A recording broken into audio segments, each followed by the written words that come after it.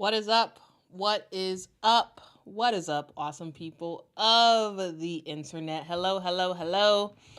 Happy what is today? Happy Tuesday. Thank y'all so much for joining. It's a lot going on in the space of women's basketball. We are about to start Unrivaled at the end of the week, which I am very excited about. So Unrivaled, we got WNBA free agency about to kick off into crazy gear. We have college basketball that's happening, and some wins, some losses, and lots of stuff that's happening right now in the world of women's basketball. And we got this trend on Twitter that's that's saying that is the name of the stream: tap, hold, and load in 4K. That is a trend that's happening on Twitter, and I thought it was funny because initially I saw it and I was like, "What the heck is this? Like tap, load in 4K?" Like I first saw the Indiana Fevers post, and I was like, "Okay." Are they announcing that they're coring Kelsey Mitchell? Because Kelsey Mitchell was in the photo. And then I started seeing other WNBA teams post like also tap, hold, load in 4K. And I was like, okay, well, are they copying off of the Indiana Fever? And then I went to transactions and I was like, Kelsey Mitchell didn't get cored today. What's going on? And I saw that there's a trend going on. So happy Tuesday, everybody. Hope y'all had a fantastic day. Guys, I made two videos earlier today, talking about basically everything you need to know about free agency. The other, giving you a deep dive into some history, or not even that much of a history, some recent things that have happened related to the Dallas Wings, and them waiving one of the lottery picks from 2023. And there's a lot of a lot of questions that I think some people had, and I thought, you know what, let's have a live stream where we could just get through everything, okay? So in this live stream, I do have some stuff prepared that I do want to talk about. However, if you all have a question around WNBA free agency, around Unrivaled, around college basketball, whatever your question is, let me know, and I will try my best to answer it. We got some stuff again that I want to talk about, but yeah, wanted to say hi, wanted to actually do a live stream, because sometimes I do so many like produced videos that it feels like, man, I'm talking to y'all, but I'm not really talking to y'all because I'm not talking to y'all in real time. And it was the fact that several months ago I was doing a live stream almost every day. And I've kind of eased up on that just so I had more time to like spend doing these produced videos. But I was like, you know what? We need to do a live stream. I need to like actually I need to be able to talk to y'all in real time, because I just think it's really fun. Like, I think we have built a community here where we have fun together, where we talk about women's basketball, where we just rock out, right? And so I wanted to do it live so we can just chat, okay? So hopefully you all are doing well. Well, hopefully. Tisha is asking what happened to our pose I do adore. Yeah, so that's one of the things that has been that has fallen to the wayside a little bit recently. I don't know. I've been trying my best to do like basically videos that take me literally hours to produce. And because it takes so long on those videos, and not to actually edit or whatever, but to do like research and like a whole bunch of stuff. So, because of that, some of the other things that I was doing has kind of fallen to the wayside to sort of make room. So for example, the two videos I posted today about the free agency and about the Dallas Wings, that took me a combined 9 hours on two videos. I was up kind of late-ish yesterday working. I was working on them basically simultaneously, because I would kind of get bored with one, move to the other, and come back, So I spent a lot of time last night working on it, and then this morning I got up at like 4 o'clock and finished it up. And recorded, edited, put it, and then for the for the free agency one, I put it out right away, and then for the Dallas Wings when I scheduled it to come out and go out later, because that's what I do. Like, I don't actually like do this during the day, during like the actual work day. I usually get everything done in the morning before I start work, and then just schedule stuff later. So like that, for example, like that took a long time to produce. And because of that, some stuff like the pose I do adore has kind of fallen to the wayside, not intentionally, but also it's unfortunately a byproduct. I'm trying to figure out a way to kind of do both, kind of do those sort of like quicker videos, the videos that don't take that much time to actually like think, script, right?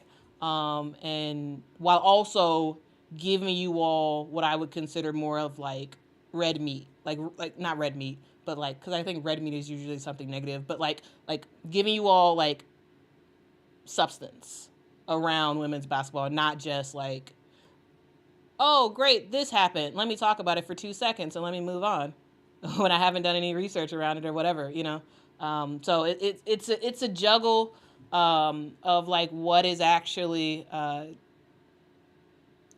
interesting to you all, but also interesting to me, which is like random facts. So yeah, anyway, that's kind of my thoughts there.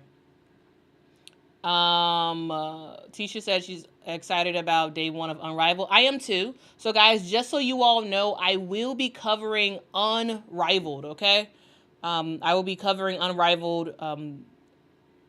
I will have a video tomorrow, similarly to the frequently asked questions video I did earlier today about the WNBA free agency. I will have something just like that tomorrow morning around Unrivaled, or at least I think I'm going to put it out in the morning. I don't know. I may put it out in the afternoon, but I'll have it done by the morning. So expect that tomorrow. Also expect the video talking about the top free agents that y'all should know about and why.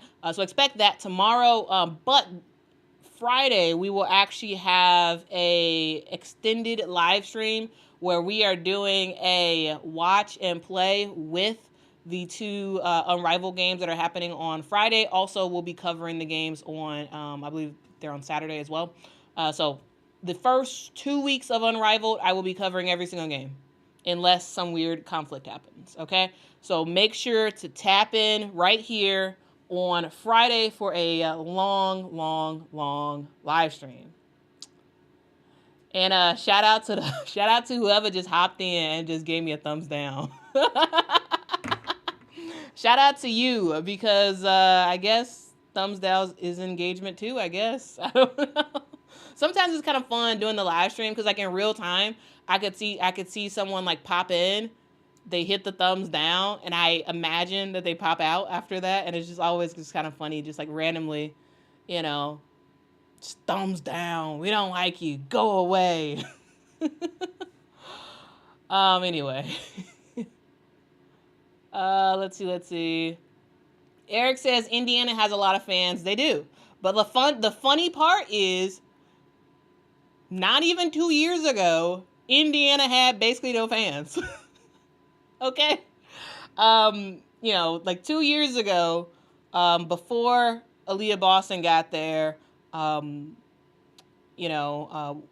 this was before Gamebridge Fieldhouse. They were working on it, and so like we saw the Indiana Fever playing. They would play.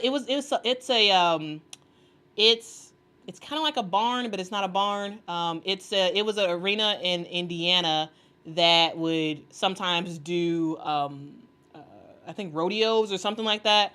And so like the Fever would play there sometimes, and they just didn't have like a steady place, and like there would be times where less than 2,000 people would be in attendance at an Indiana Fever game, home game.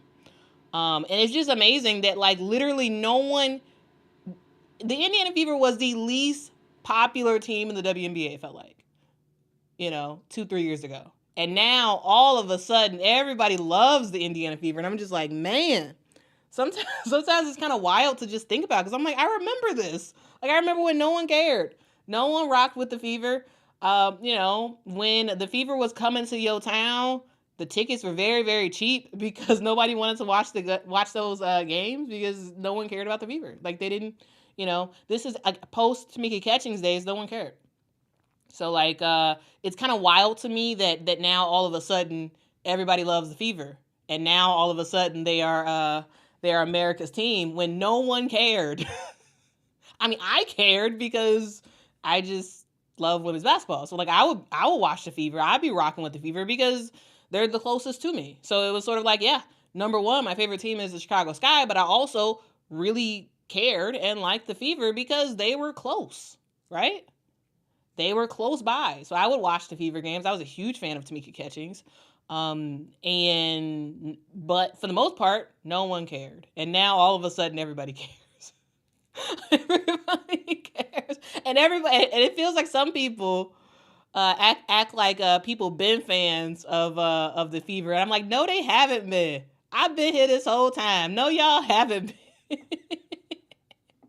Now people are here. Now, of course, a huge part of that is because of Caitlin Clark, the gift that keeps on giving to women's basketball, and I just love it. I love it. I think it's great. I think it is great. So I don't say any of that in negative light. I think it's great.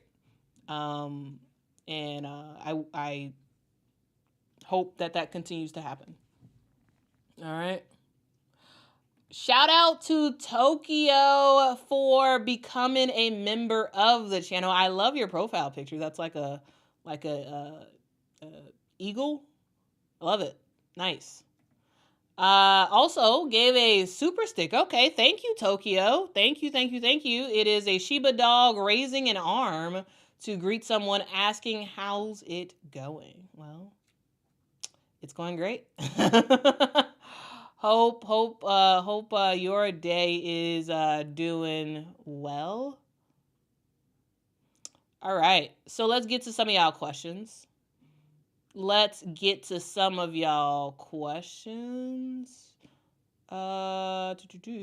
Okay. Katie says, if Indiana got Satu, do you think she fills in our problem at the 4, or is she more of a 3? Well, Katie, Satu Sabally is a 4 that can play a 3. So for the Indiana Fever, I see her, if they get her, likely that means that Nalissa Smith is gone. Probably traded to Dallas or something. Traded somewhere. I see Satu Sabally as the 4 if she goes to the Indiana Fever. But Satu could play the 3. Because she is a very, very agile player that can guard, she can guard just about anybody on the court. Also, she has range for days. Also, she does have handles, and so she could absolutely do the 3. But for the Indiana Fever, I see her being the 4, unless they keep Nalissa Smith. If they keep Nalissa Smith, then yeah, of course you're making Satu your 3. Which I actually think that could work. I think that could work.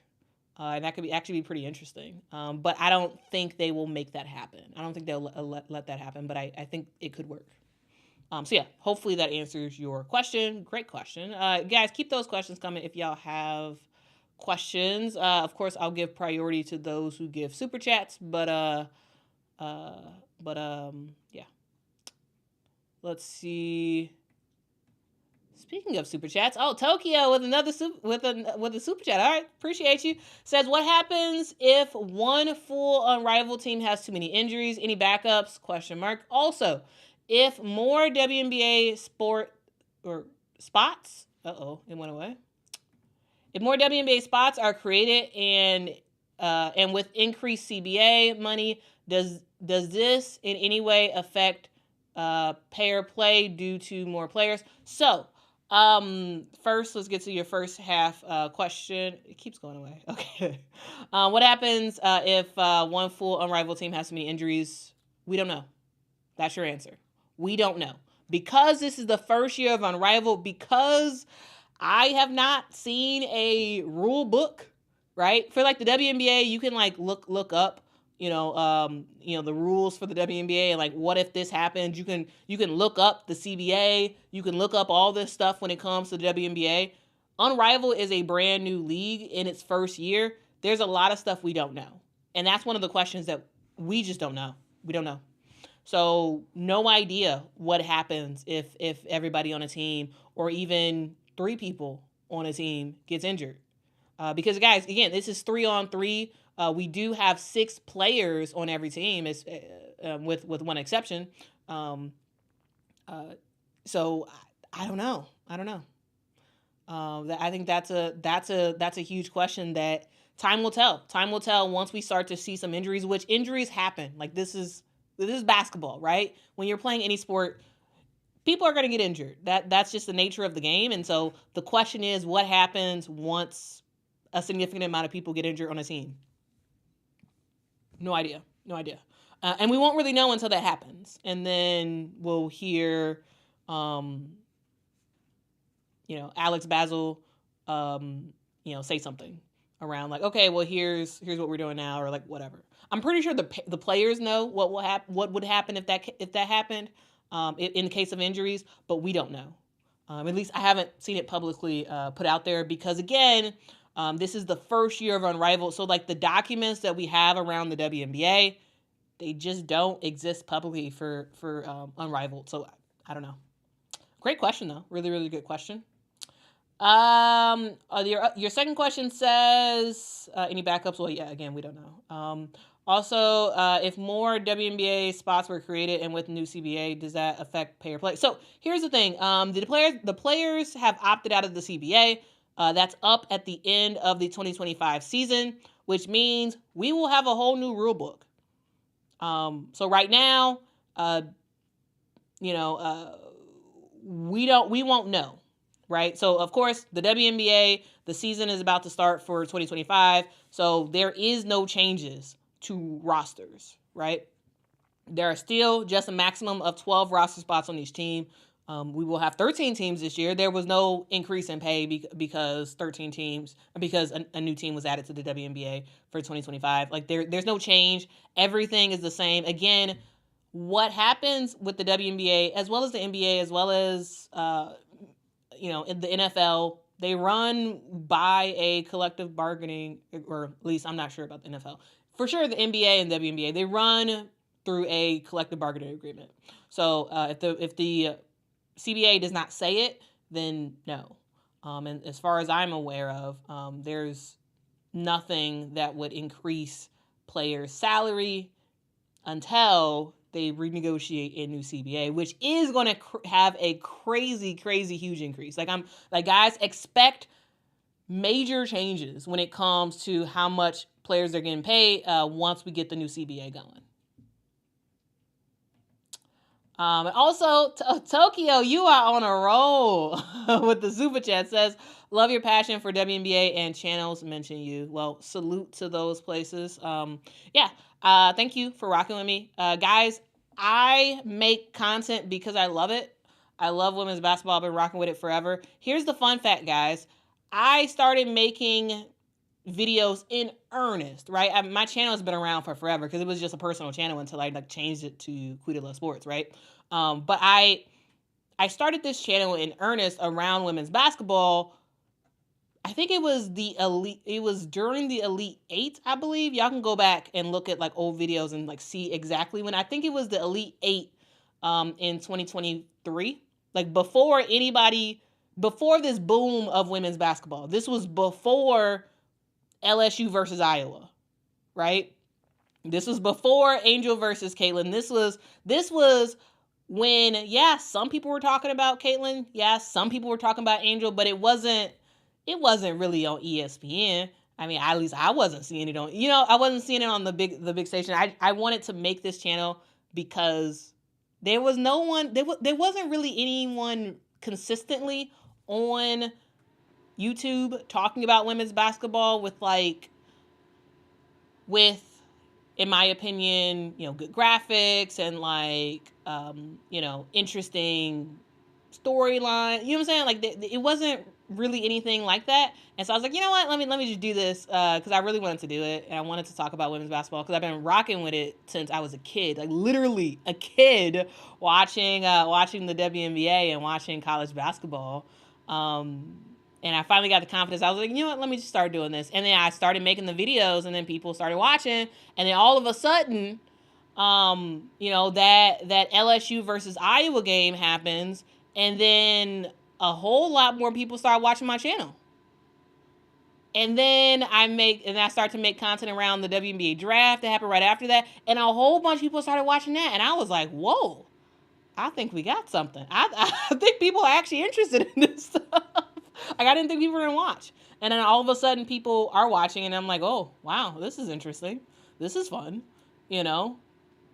So yeah, it's a wild situation we have found ourselves in when it comes to women's basketball, like where it was like, oh, the people who've been rocking with it for a while, and like some newer people who like was coming on over time, and all of a sudden this huge audience, huge numbers, all this stuff, all at one time. It's kind of crazy. It is kind of crazy to think about, but it's kind of fun to sort of have been on the upswing before the upswing happened. And it's cool to like see all the stuff that's come around it. Some negative, but like all in all, I think way more positive. Okay, let's get back to y'all questions.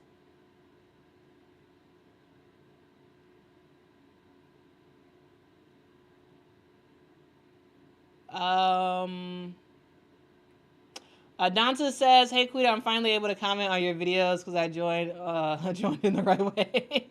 What's up, Danta? Hope you're doing well. Rube says, "What's good, Quita, and awesome people of the internet?" Well, I am doing great. Happy Tuesday.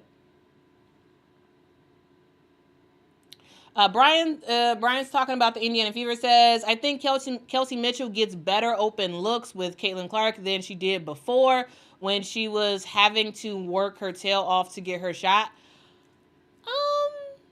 I mean, she was getting a lot of shots before.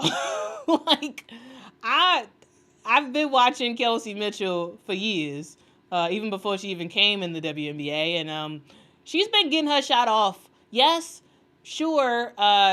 There's more spacing on the floor now, and she does get some really good looks, some better looks now.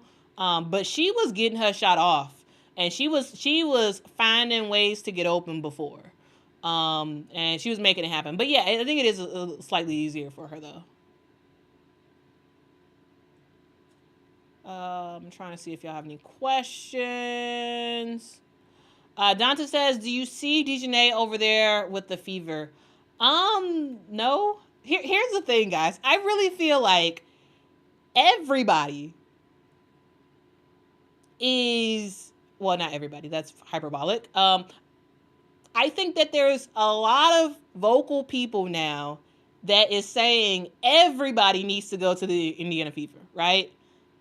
I'm seeing people say that Silas Swords from Michigan needs to go to the Indiana Fever when she comes to the WNBA.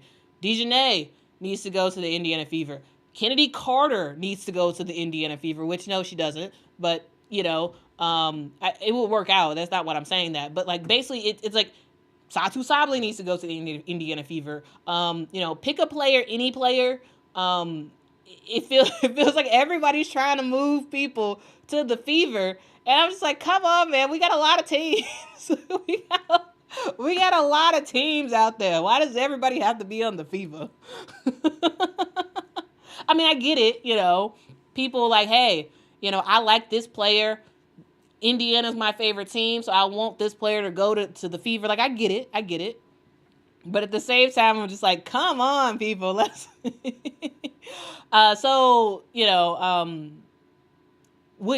Could Dejanay do well on the Fever? Yes. I mean, honestly, basically anybody could do well, or not anybody. A lot of people in the WNBA could do well on the Indiana Fever. Like, yeah, especially if you want to run, yeah, like it'll work well for you. It'll work well for you. And in Dejanay's case, they really need that defense. really, really need that defense that she offers, because I think that's something that Stephanie White's really gonna have to work on, because they kind of have a lot of the shooting down pat. But it's about everything else. Can you get somebody to defend? Can you get a lot of somebodies to defend on your team in order for you to win? But Donta, I wasn't trying to call you out. I was just using that as an example of, like, basically people saying everybody needs to move to the Indiana Fever. I'm just like, come on, guys, like, come on. Like, y'all don't need everybody now. Like why y'all don't need all that help? Y'all don't. Y'all are a good team. You can't just remove every good player from any other team to put everybody on the Indiana Fever. Like, let's be balanced here. Let's be balanced. All right. Con Landing says, I wonder if the Unrivaled teams can release a player during the season so they can sign another player to fill their spot. Possibly. We do know for a fact that some players will be in and out as the season happens. So, for example, this has already been reported. I believe she's already talked about it. Sabrina Ionescu is going to be out for different periods of time with Unrivaled, right? She's participating in the NBA All-Star Weekend. There's some other commitments that she had already scheduled before she signed on to go to Unrivaled, and like she's already cleared that with Unrivaled. So like we already know that for sure. Sabrina won't be there all the time. Of course, she'll likely be there most of the time, but like there will be maybe 1 or 2 games or 1 or 2 practices or whatever where she's not going to be able to be there.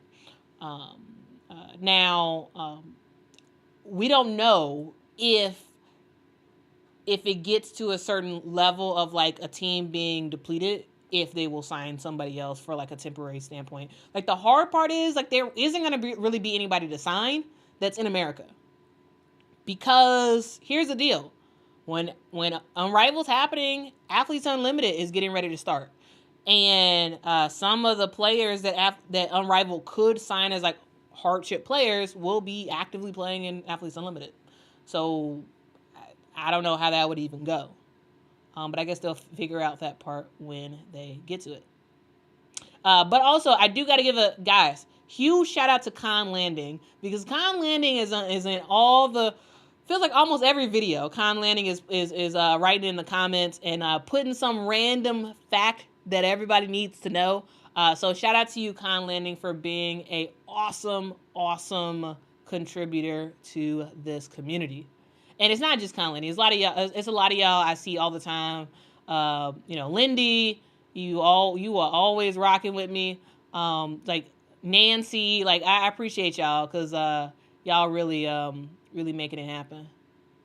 To sort of help build this community together. Speaking of Nancy has a comment. Nancy says, you're not kidding. That came on so suddenly, and even you as a kid watching the WNBA, I was like 20 years out of college when the WNBA started. Well, yeah, man, time flies. It really does.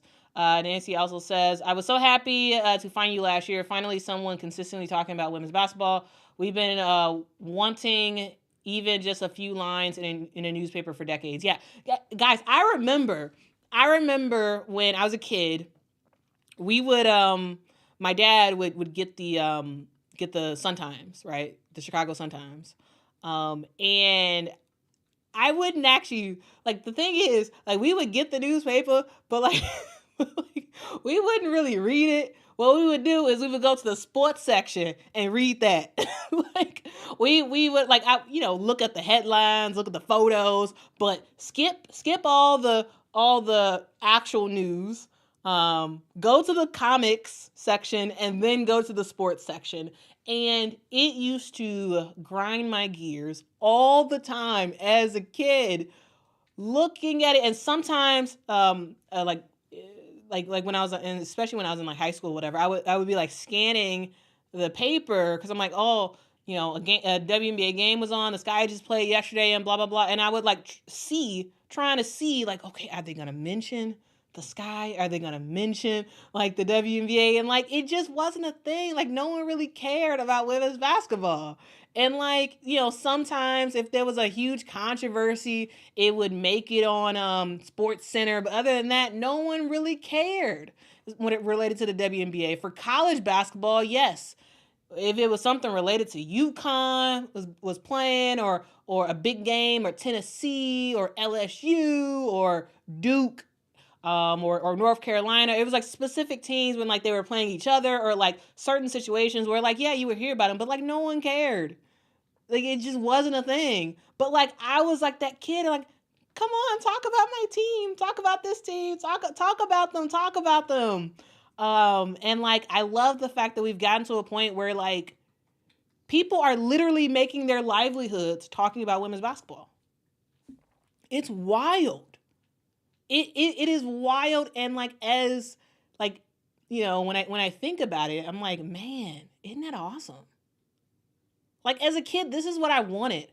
I wanted, as a kid, to be able to, the internet wasn't, at least I didn't have the internet when I was a kid. Well, when I got to high school and I had access to the internet, I wanted to be able to go on YouTube and watch a video about women's basketball. It didn't really exist.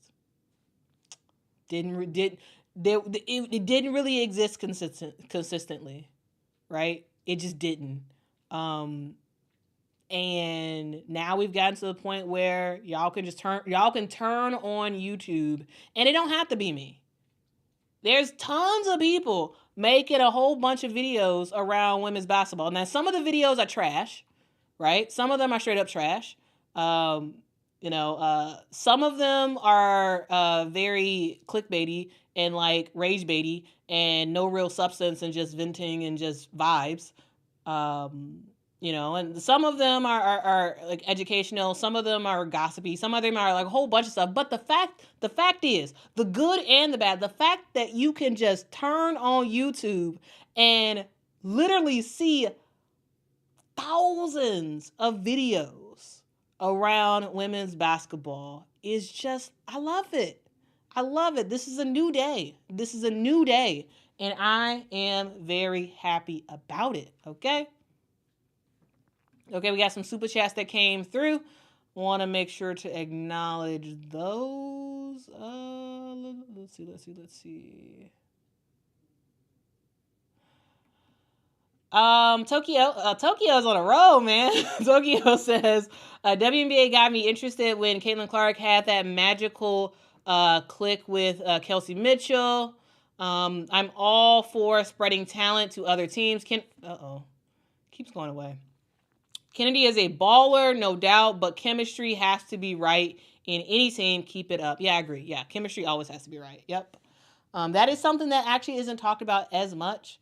Like, you just can't put a whole bunch of superstars together and expect it to work. Like, it just won't happen. I mean, i.e., look at the Seattle Storm this past year, right? You can't just say, you know what? You're fantastic. Let's put them all together. You can't just do that. Because if you could, the Seattle Storm would have been way better than they were. Now, maybe that's a future video, because we can do a whole deep dive on the Seattle Storm and what happened this past season, and all the stuff. All right. Stern, aka Chris, thank you so much for the super chat, says the fact that YouTubers are citing you amazing. Yeah, well, I mean, shout out to whoever's rocking with me. I appreciate you. Salute to y'all. Yeah, I do what I do because I love it and I find it fun. Like, I really, really, really, really, really do love it.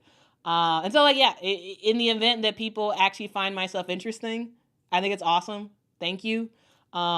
truly, to be honest with you, I don't really understand why people really like what I do and really rock with it, because I'm like literally just an obsessive person. Like I'm obsessed with women's basketball, have been forever. And instead of just talking to my mama and my daddy about all this stuff, I talk to y'all. So like nothing really new has changed. It's just I do a little bit more research now than I did before. But like for the most part, I'm like, cause like guys in real life, no one really wants to talk about women's basketball. Like in real life, I would be, back when I was a kid, back when I was like growing up, getting into high school and all that stuff, like I was the annoying person that at church would be talking people's ear off about women's basketball. And I'd be like, you need to be watching this. You need to be doing this. And I'd be like, oh, check this girl out. She's awesome and blah, blah. Like I would be the person who would be spouting out all these facts, and the person's like, I don't care. But the person I'm talking to, they're like, I don't care. Like, so, stop talking to me about this. You know what I'm saying? Like I was big on it. And no one in real life actually cared about women's basketball. Like I knew no one who really rocked with women's basketball growing up. Nobody. Of course, I was on a basketball team, and like sometimes I think the girls on the team, I think they watched women's basketball. But other than that, people in real life, I didn't know anybody. Besides, my mom and my daddy would listen to me, but like no one rocked with it. Literally, throughout college, nobody was I could find that I could reliably talk to about women's basketball. Getting my first job, nobody was interested. My current job, nobody was initially interested at all until I started doing this channel, and now people want to talk to me about women's basketball. Like no one cared. And I think it's awesome that like, and I also think it's kind of weird that like all of a sudden that like people on the internet actually care about me talking about women's basketball. Like when in real life, literally no one cared. So that's my random rant, but like, I just find it wild that like, and I'm very happy that you all care. Because at least I have someone to talk to. I got someone to talk to now. Because before it was just me and my parents.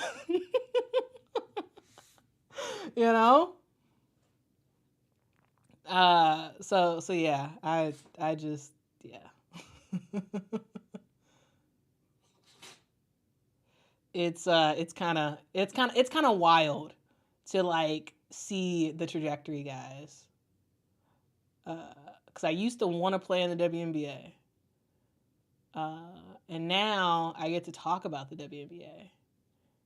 And I just think it's great.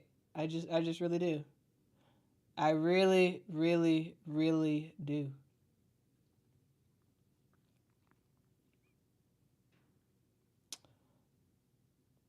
All right, let's get some more of y'all comments. Sorry, I always go on like random tangents. Sorry about that. Because like someone makes a comment and it like makes me think of something else, and I'm like, oh, let me just go on this random journey, and I'll eventually come back. Oh man.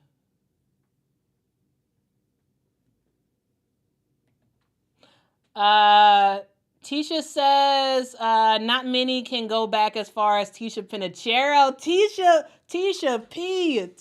Pinachero. Y'all want to talk about fantastic point guards? Y'all want to talk about point guards who was throwing passes, and I was like, oh my goodness, that was Tisha Pinachero. Guys, before Caitlin Clark ever did crazy passes, before Chelsea Gray ever did crazy passes, it was Tisha Pinachero, y'all. Like, I think I did a video on her a while back, but like one of the greatest, flashiest point guards I've seen. Like she was fantastic. She was really, really fantastic. But Tisha says that she watched her when she was in middle school when Tisha was at Old Dominion. Yeah, I don't even know if was I even alive? I don't remember.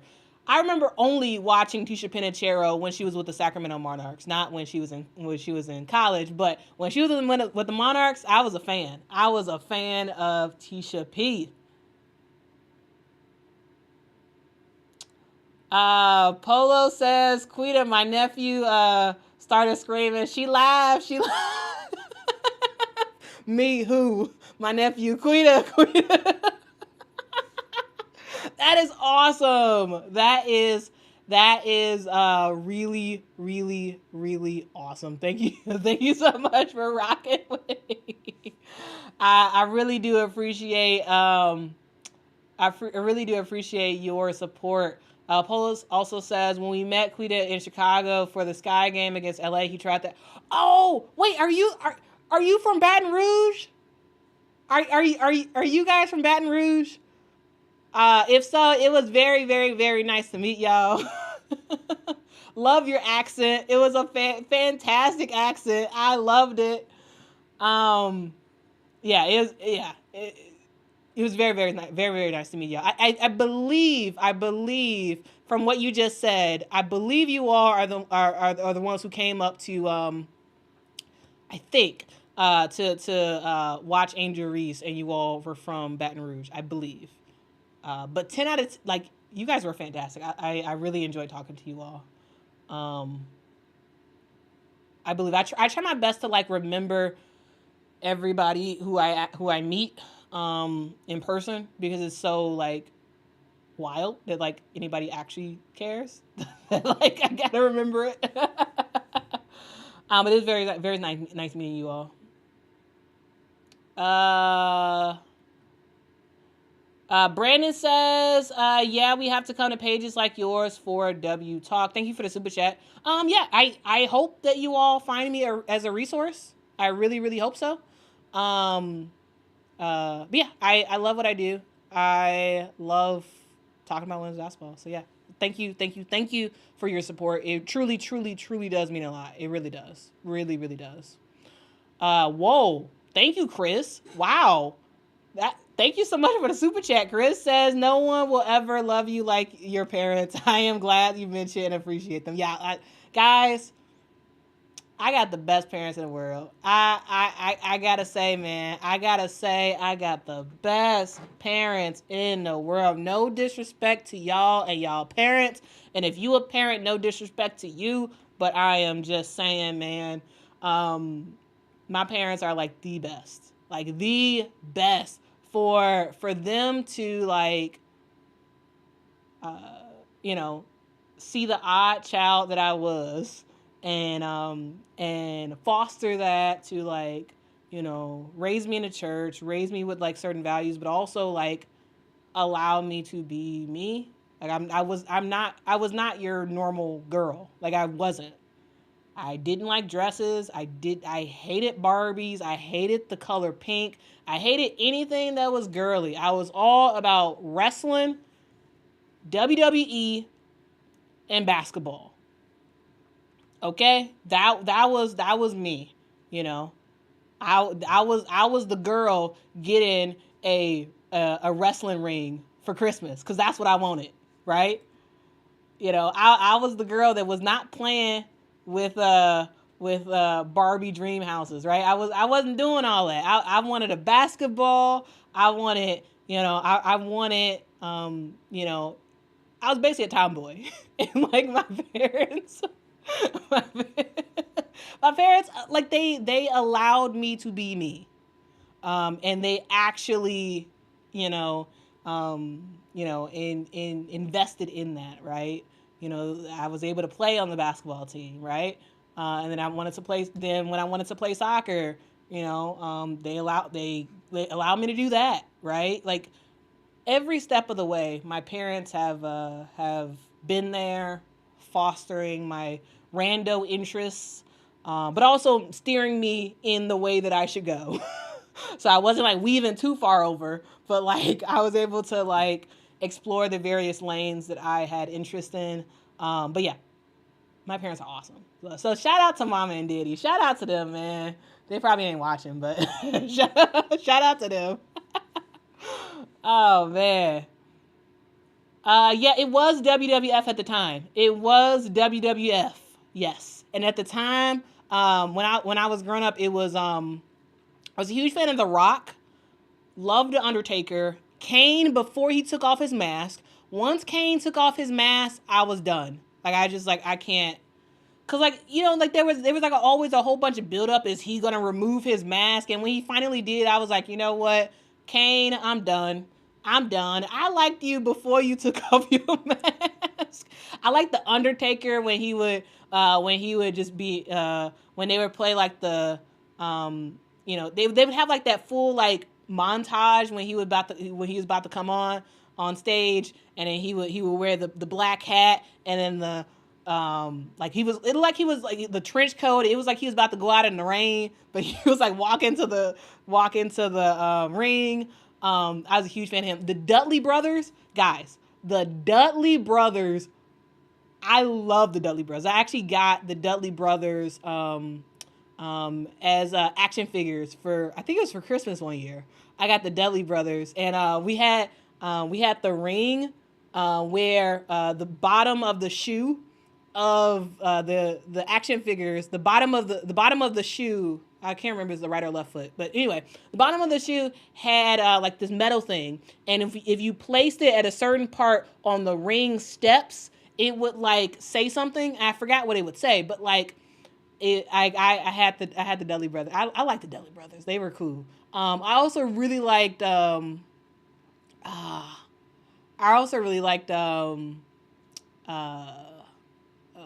D Generation X. Like, I was a fan of D Generation X. I thought they were great.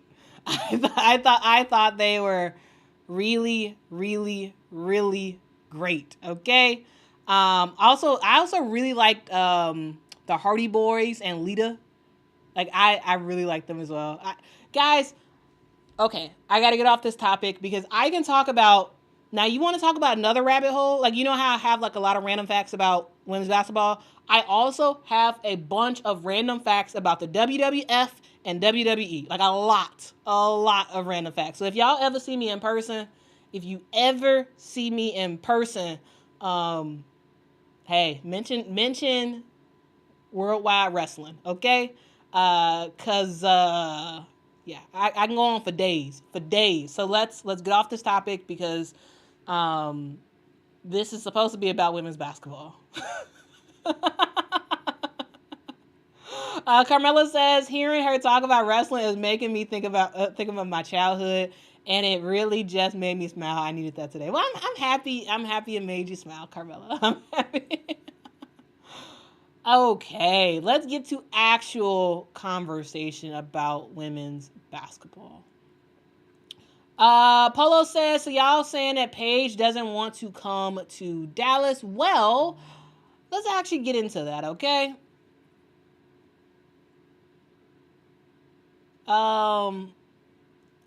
Let's talk about that's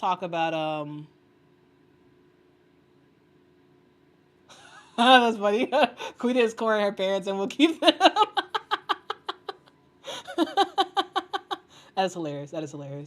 What's up, TJ? Thank you so much for the super chat. Really do appreciate the support. Thank you. Salute to you. We got another super chat. Tokyo is on a roll. Thank you, Tokyo. Says Lynx had a brutal loss to the Liberty right after the game in New York City. I bumped into Coach Reeves and her family in a restaurant. Felt bad. Said hi and moved on. you felt bad because they lost. Yeah. It's probably awkward when a team comes into town, they lose, and they're out and about doing something. They probably feel like awkward if they probably hope that no one sees them. Anyway, let's talk about Paige Bueckers. So, I've seen lots of people talking about Paige Bueckers and what is she gonna do and blah blah blah blah blah. So here's the thing. Paige Bueckers, a lot of this sparked because of a article that Howard Megdal from The Next wrote. So Howard McDowell is a big time WNBA reporter, puts out a lot of content. He also runs the Next Hoops, which you all should subscribe to.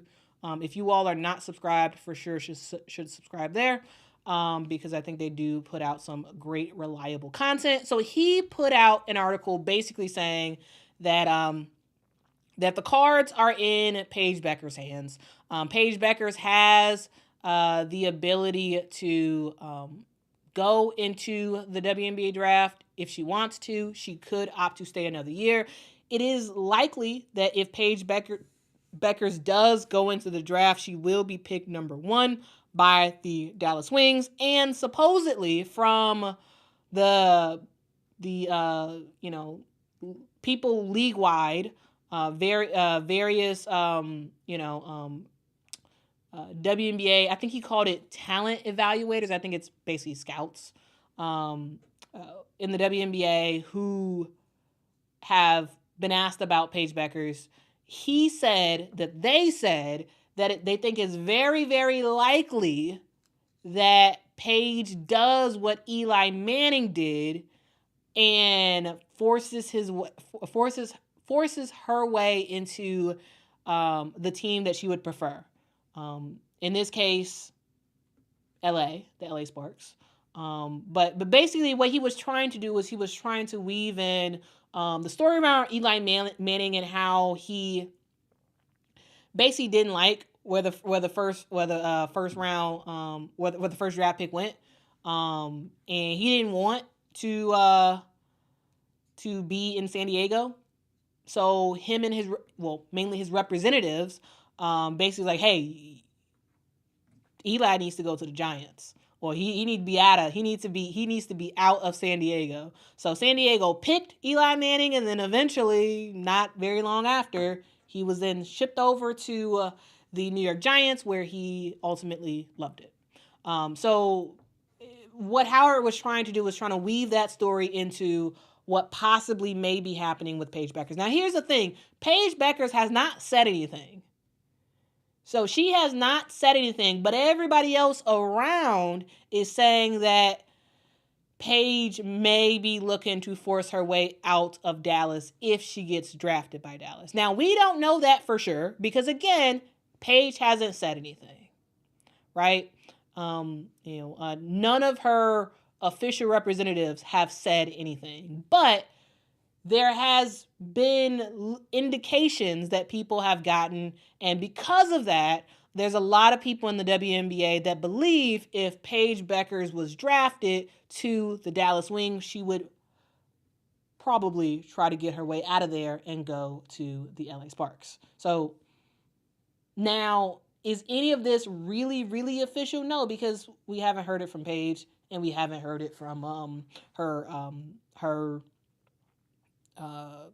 people. But Howard McDowell has talked to people in the WNBA who believe that. They believe that if Paige Bueckers get drafted, she will be trying to go somewhere else. Now, Paige has a lot of options. Again, Paige can enter the WNBA draft, or she can decide to not enter the WNBA draft. If she does not enter the WNBA draft, she could play next season,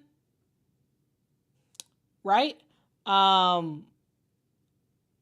She could also she could play next season for the UConn Huskies, right? She can go for another season of basketball.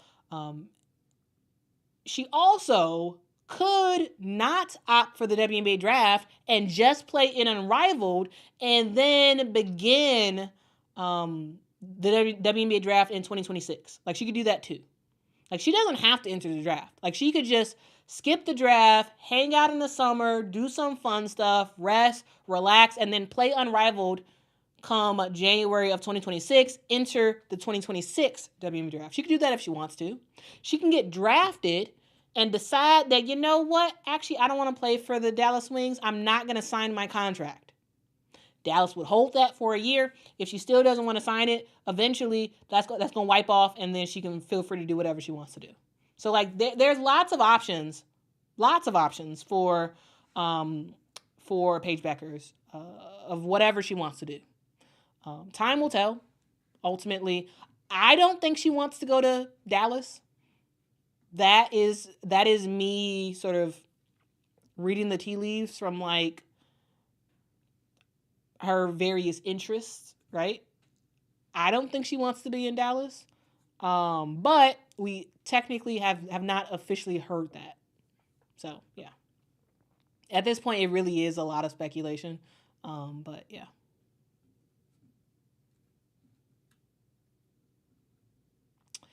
TJ, I can't remember if I acknowledged your super chat, but thank you so much for it. Says, we up, Quita. We are up. We are up. We are up.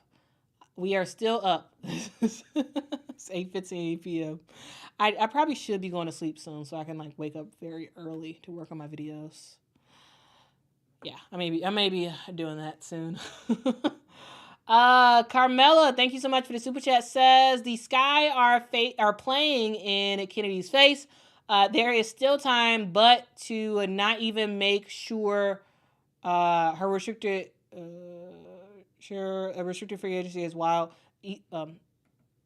Easily one of the top 10 guards in the WNBA. Yeah, I mean, for sure. Definitely one of the top 10, I would say, honestly, players in the WNBA. Not even just guards, players in the WNBA is Kennedy Carter. Here's the thing. They kind of are playing in her face. Like, I think it is very curious that the Chicago Sky gave qualifying offers to Dana Evans, to Michaela Onyeweide, to Nikolina Milic, which a lot of people, I was surprised by how many people didn't know who this lady was. Like, I was sometimes I like catch up on a whole bunch of social around stuff around like certain topics. And like I was catching up on I think it was yesterday around the news around the Sky signings or qualifying offers, and it was a lot of people that was like, who is Nikolina Milic? A lot of people didn't know who she was. I was like, come on, really? I thought more people knew who Milic was, but clearly not. She played for the Minnesota Lynx for 2 years. Like, she was good, and she played significant minutes for the Lynx. And I was just like surprised. I'm like, y'all don't know who she is? Y'all acting like she just a random scrub that just randomly just appeared on their roster. Y'all don't know that she was actually traded for. You know, like y'all don't know that she's partially the reason why we got Angel Reese in the first place is because that trade, right? Like, I was surprised by how many people didn't know who Nikolina Milic was. I was very surprised. I was like, wow, okay. but that aside, I think it is a little bit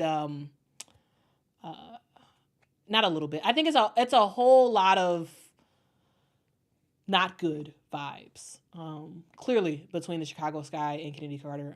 If you all don't know, there's a lot of clouds that surrounded the Chicago Sky this past year, right? You had some of Kennedy Carter's actions, like the shoulder check to Caitlin, I can't remember exactly what it was against Marina Mabrey when Marina Mabrey left the Sky and went to the Connecticut Sun. Some of the stuff that Kennedy has said is a lot of stuff. And then you had, Diamond DeShields foul on that fast break foul on Caitlin. You had random stuff around Angel Reese. You had people who were basically saying that, Teresa Weatherspoon is allowing certain stuff or whatever. You had at the end of the season Dana Evans and Izzy talking about fans and how they had a really hard time this past season with the negativity and all this stuff. There was a lot of stuff surrounded the Chicago Sky this past year. And Jeff Pagliacca, that is how you say his last name, Jeff Pagliacca. He is the GM for the Sky. He got rid of Therese Weatherspoon. He brought in Tyler Marsh. Tyler Marsh is seems to be like one of those like one for all for one kind of coaches. And from like what he has said, what Jeff Pagliacca has said, in a way, while they haven't directly been talking, to or about Kennedy Carter, I really do think that what has been said before, it's clear that they don't really want Kennedy Carter, at least from what they've said and what they have not said. Now, I understand that, yeah, she's not the most perfect person. Absolutely. She has calmed down, though. She has definitely calmed down. She has, clearly, she's rocking out in China right now, dropping some crazy bombs. 40 points here, 40 points there. Like, she's doing a lot of crazy stuff in China, because she's just such a fantastic player. And I think that it seems clear to me that Jeff Pagliacca's like, actually, you know what? We know you're a great player, but clearly they're not interested. Now, it's their team, right? Jeff can do whatever he wants. Tyler Marsh can do whatever he wants. Like, clearly, what they have shown is that they're not interested in having her back with this team this upcoming season. Now, as a Sky fan, I don't like that. As a Sky fan that is interested in the success of my favorite team, I don't like that. I think it's stupid. But it's their decision. And if that's not the case, if it turns out that they actually are interested in having Kennedy back, I think they are playing in her face 100%. 100% they are playing in her face. Because it is no way you lead a team. You lead the team by far. You are the best player by far on the Chicago Sky. She was the best player for the Sky. And the reason why we didn't make the playoffs is because she got sick. And she missed a whole bunch of stretch of games. Like, that's why. She was, in a lot of cases, the end-all, be-all for this team. And a lot of people felt a type of way because, yeah, she got some people out of their playing time. Yeah, she did. She went from a training camp contract to starting off the season on the bench to getting a starting nod and playing the majority of every single game. A lot of people were jealous about the minutes that Kennedy Carter was getting. People were jealous. People were upset. All this.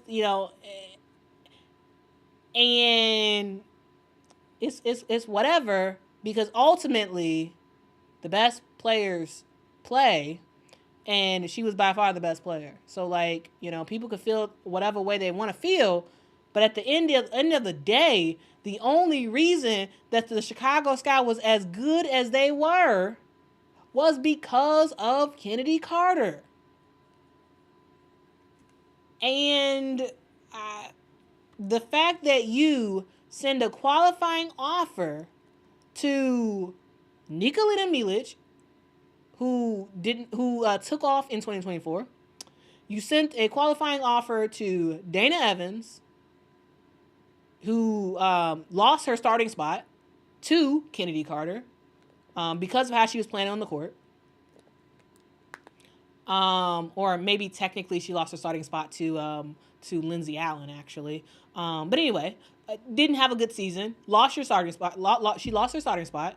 You also give one to Kayla Onyewere, who I thought actually really did have a really good season, especially as the year kind of progressed on. But you give qualifying offers to two people who was on the team last year that were one that was not very good, one that was pretty good, and then someone who wasn't even on the official roster for 2024. You give those qualifying offers before you give a qualifying offer to your best player? if I'm Kennedy Carter, I'm looking at that sideways. I'm looking at that and I'm like, I know these jokers didn't just do this. Yeah, honestly, if I am Kennedy Carter, that is exactly what I am saying. I'm like, what is this nonsense? You don't remember that I was carrying this team last year? You don't remember that? And you don't want to give me a qualifying offer before you give all these other people? I should be the first person you give a qualifying offer to. If I'm Kennedy, that's what I'm thinking. That's what I'm thinking. So, it is what it is. It is what it is. But yeah.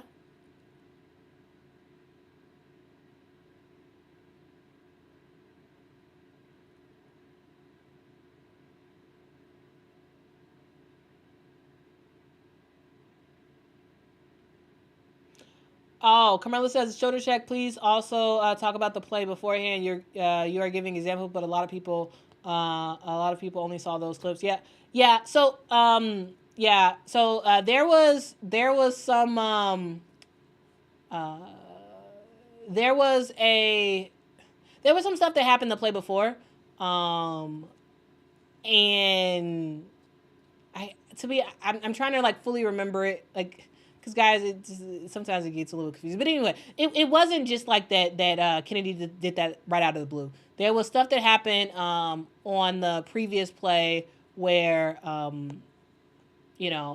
was, I believe it was a foul that was, I can't even totally remember. Anyway, but there was stuff that happened before that shoulder check happened. So it wasn't like that just came out of the blue, even though people made it seem like that came out of the blue and like it was like, oh, just Kennedy is just hateful and spiteful just for no reason, and like, anyway,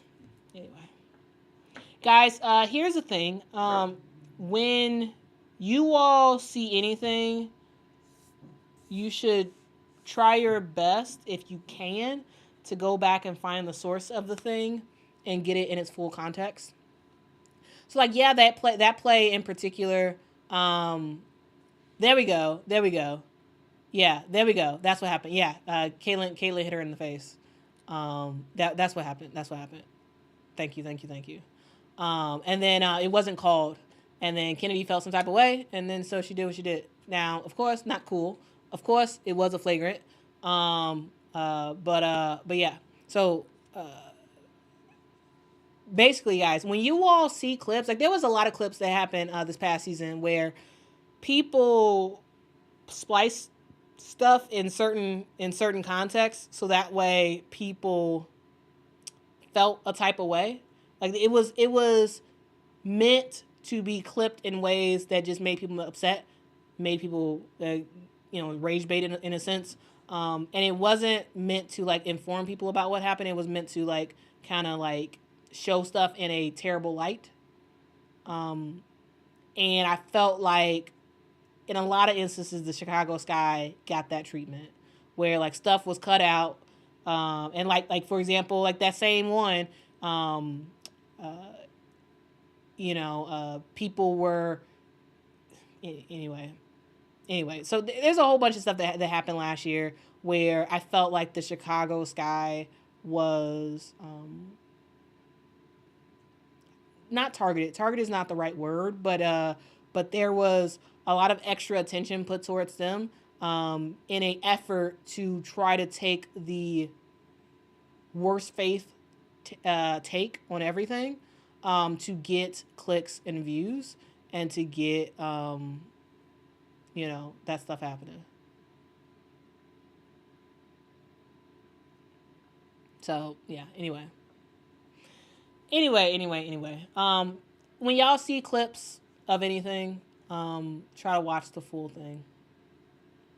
Try to watch the full thing to get full context. All right, so guys, we got some super chats.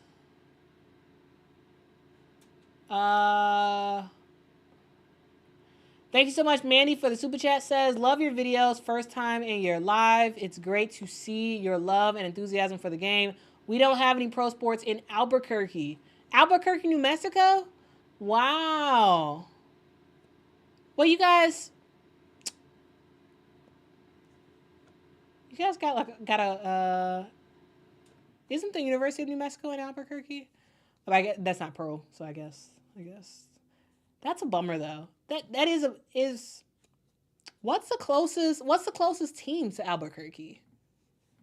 What is the closest team to Albuquerque? That is a bummer. I can't honestly, I cannot imagine not having a WNBA team near me. Like I just couldn't imagine. Like that'd be so sad. That would be so sad.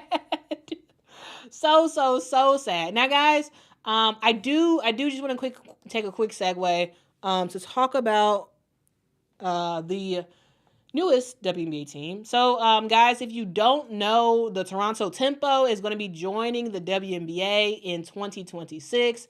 That announcement was made a while ago. It was made in May. Kathy Engelbert made the announcement that I was about to say Chicago, that Canada was about to get their first WNBA team, which was very exciting. We recently found out that the name of the team is going to be the Toronto Tempo. They also released their logo and their colorways, and now, guys, they have made their merch available for folks, and I want to talk a little bit about it. So, guys, here is a look at their merch. So the merch has now been made available as of early Tuesday. You all can check out shop.torontotempo.com to check out their merch.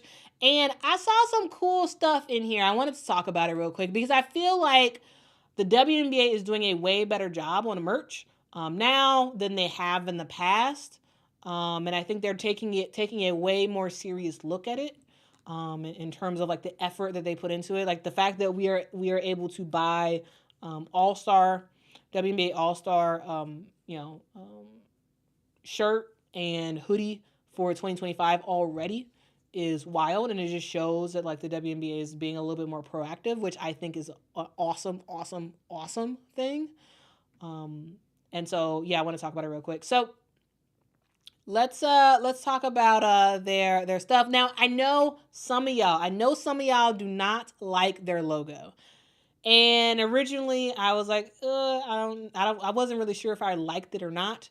It is growing on me. I do think their merch looks nice. And I think maybe it's the colors that's like making me like it a lot more.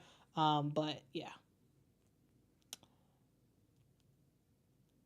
All right. So yeah, let's take a look. Okay, so we go down here and see their colorways. Again, I really like the like blue that they have. They have a lot of partnerships, guys. They have a lot of partnerships with a lot of different brands. So I think that's kind of awesome as well. Again, like we got to a point where the WNBA was only forced to really work with Nike because Nike was the only ones that were really interested. Well, they had a interest in WNBA, but now, you got a lot of other brands that are making some stuff happen, which I think is great. So it's not just Nike that's making stuff happen. You got New Era. You got I always forget how to pronounce the company's name. Homage. I don't know. You got Round 21. You got Windcraft. You got Playa Society. Lots of companies are making WNBA merch now, and I think it's pretty awesome. And I think that's allowing us to see some really nice stuff like this. So, for example, let's take a look. Like, first of all, crazy expensive. Like crazy expensive. So while I like this stuff, I'm not buying it because it's just too much money. Like, it's just too much money. But this, isn't this fire? Isn't this shirt fire? It looks so good. Like the hoop and the ball going through, and the way that the tempo, the word tempo is written, like it looks fire. It looks very, very good. But again, $68? Nah, that's too much for me. That's too rich for my blood. That is too rich for my blood. But I love the way it looks. I think this looks really good. And like the tempo right here. They got the flags already. Like literally, this is a full merch store for a team that it has not even played a game yet. For a team that doesn't even have a roster yet. I just think it's great. I just think this is great. Like this hoodie looks pretty nice, but like again, $95, too much.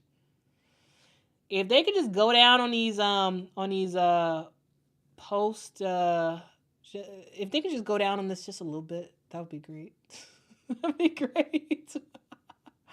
But it looks so nice. Like dude, like how fire is this? Like, okay, I gotta pull this up bigger. How fire is this? It is the Toronto Tempo logos. I mean, not logos. Colorway in the WNBA. In the WNBA, icon. Like, dude, this is fire. Like, this looks so good. But at $69, it's too much. But it looks like they did sell out of the small, medium, and large. So that's kind of cool. That's kind of cool. It looks good. Like, their merch looks fire. It looks really, really, really good. Like, in a similar way, I really like the Seattle Storm. I think the Seattle Storm has some of the best merch in the WNBA. Probably the best merch in the WNBA. Like, it's just the colorways and some of the items that they have are really, really nice. I wish I was still rocking with the Seattle Storm. I may just start collecting, jerseys and not jerseys, but like hoodies and t-shirts and like whatnot, because the Seattle Storm stuff is fire. It's really, really good. It's really, really good. I'm not sure if these are priced in a Canadian dollar. Actually, no, they're not priced in Canadian dollars. These are American dollars. But yeah, you can see all the, like, this is a lot of merch. Again, a lot of merch for a team that has not played a lick of basketball. And all this, and this stuff looks good, man. This looks very, very good. But I want to scroll down to the thing I love the most. Where is it? It's further down. There was this item that I really liked. I think it's on the second page. Here we go. This. Dude, this is pretty much fantastic. Okay? How awesome is this? This varsity jacket looks so cool, guys.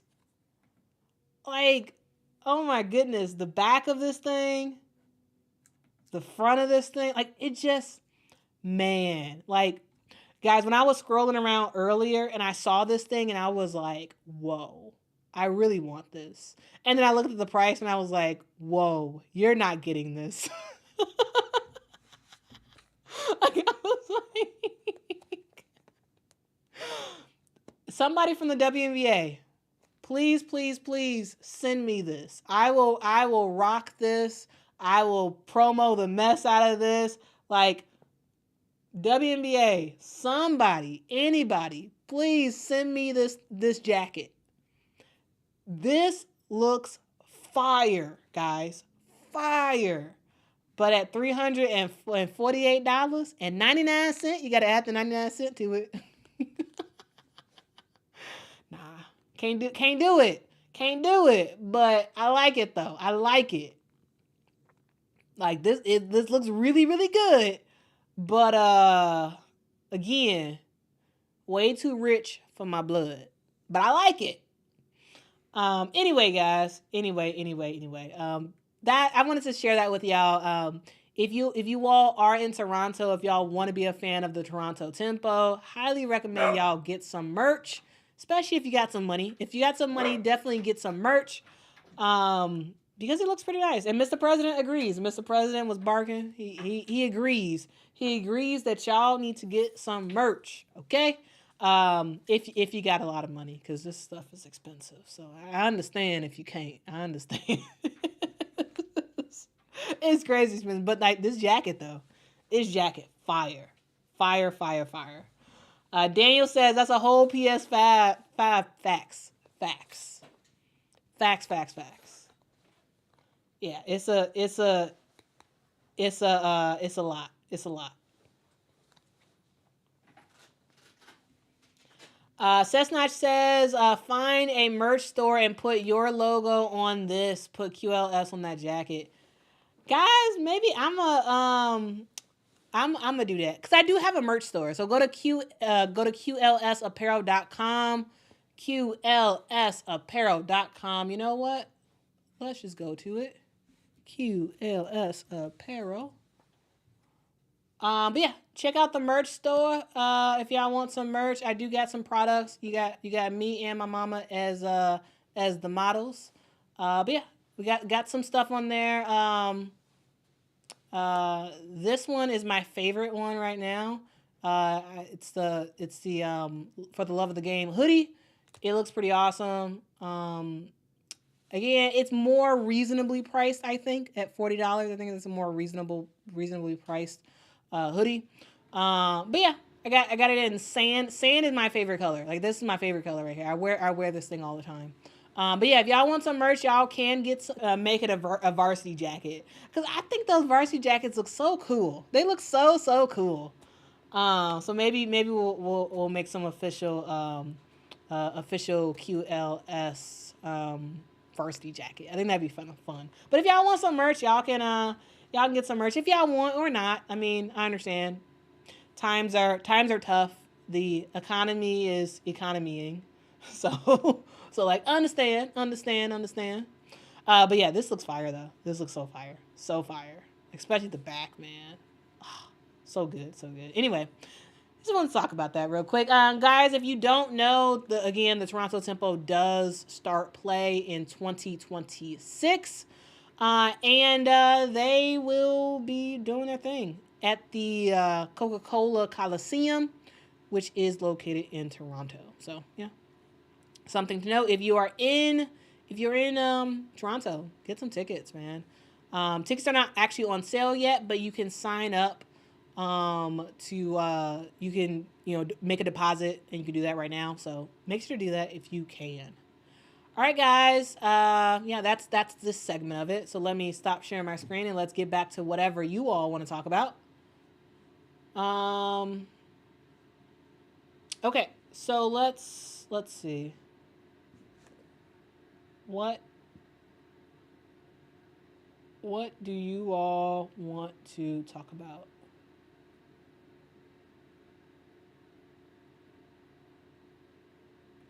Quinta says Mama's a great model. Yeah, she's a great model. But again, I'm biased. Frank is in the house.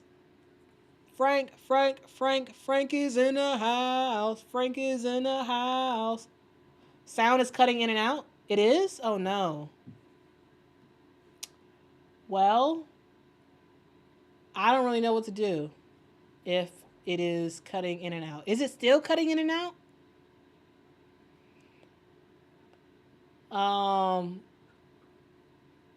Yeah, sound cutting out. Okay. Well, maybe that's my sign I need to just stop the stream, because I can't listen to it as I'm doing the stream. So, yeah, I guess I will just end the stream. Sorry about that. I don't know what's going on with my audio, but oh,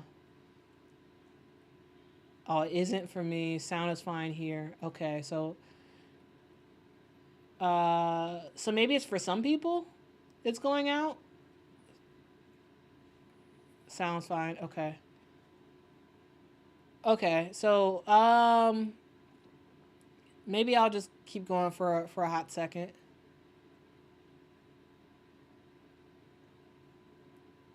Okay, seems like a lot of y'all are saying the sound is fine. Tokyo says sound is fine for me, but rip. Okay. Yeah, I'm one of those people that, like, when I talk, my headphones slowly fall out of my ear.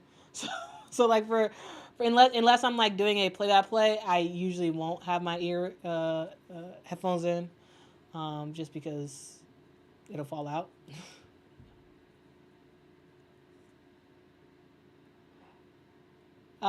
Okay, maybe it was just a glitch. Okay, maybe it was just a glitch.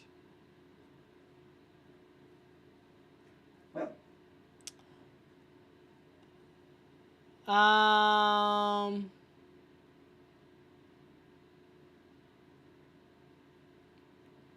Mandy, thank you so much for the super chat. Says a girl from New Mexico named Bella Hines is a top recruit and committed to LSU for next year. Phoenix is closest. Yeah, so I believe I did make a video about LSU's recruiting class. I believe I talked about Bella Hines. But to be honest with you, sometimes a lot of the videos I do, like, I can't totally remember. I think I did. I think I did make a video talking around one of the recruits that they got, and I ended up talking about Bella Hines in it, I think. But yeah, she's a really good player. She's a really good player, though, for Kim Mulkey and team. So I thought I did. At least I'm looking here. I didn't put her name in the title, but I think I did. I can't totally remember. Sometimes, guys, I get to a point where I've like made so many videos that like I just can't remember what I have and what I have not made. And there's some stuff that like I was thinking about it in my head, and like maybe I like half did a script and I never actually ended up recording it. Because guys, actually, I write so many scripts, guys. And not all of it actually turns into a video. Like there's some stuff that I write a script for and I'm like, actually, either I don't want to do a video, or I end up waiting too late and then it's not relevant anymore, or like something happens and I just not end up doing it. I feel like I talked about her in some video I previously did, but maybe I didn't. I don't know. Like it's hard to remember sometimes. Whoa, Chris, thank you so much for the super chat. Says Mick Talks Hoops, Robin Lundberg, and Hunter Cruz would make an amazing 4-person pod or TV show. Hope you all get the recognition. Yeah, I mean, I've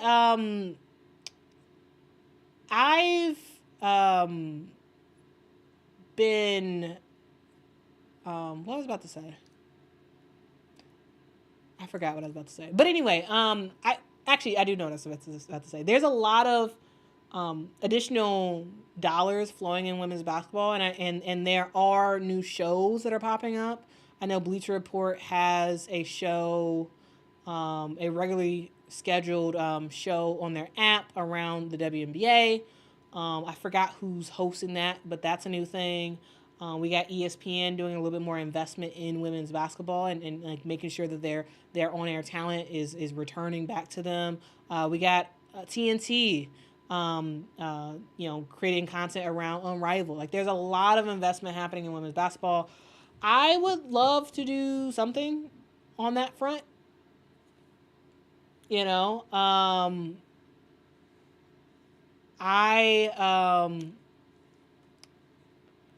don't know what the future holds. To be honest with you, I am game for just about anything. Like I'm of the mind that I can talk to any and everybody around women's basketball. I mean, or honestly any other sport. Like honestly pick a sport, I can talk about it. Football, I can talk about that. Did y'all hear about Deion Sanders? Chatting about the Dallas Cowboys position or whatever. People are saying, oh, he's going to leave Colorado and go to Dallas. I don't think he does. I think he's going to stay in Colorado. I like him at Colorado. I think it'd be good to just see him do at least 1 year without any of his boys there. in Colorado, and then maybe eventually he goes to the NFL. But like, yeah, I can talk about a lot of sports, but like definitely my number one is women's basketball. But yeah, I'm down for whatever. But yeah, so yeah. Uh, A says, what time will you be rooting for? What team would I be rooting for? I have no idea. No idea. Um, to be honest, I probably will not root for a team. I'll probably treat Unrivaled just like I treat women's college basketball, where I watch all the games. I enjoy it. I think it's fun. I want close games. I want upsets. But ultimately, I don't care who wins. I'm pretty sure that's probably going to be my perspective. But after the first week, I'll let you know. I don't think I'll have a favorite team. I think I'll just love it all, hopefully, and just watch it all and just sort of rock out from there. So who's gonna be you all's favorite team? I'm curious to hear. But I don't think I actually care to have a favorite team.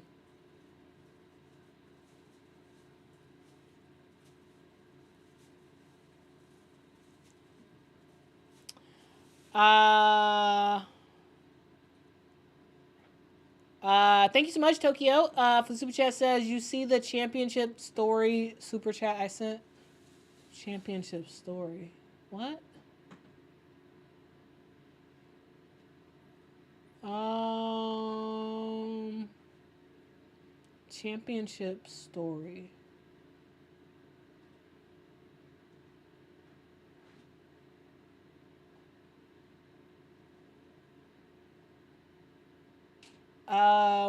I don't know what you mean. Please don't send another super chat because I appreciate it, but you don't have to send another super chat. Just please clarify. I'll make sure to flag your next post. I don't know. I don't know what you mean, Tokyo. You see the championship story super chat I sent. Championship story. I don't understand.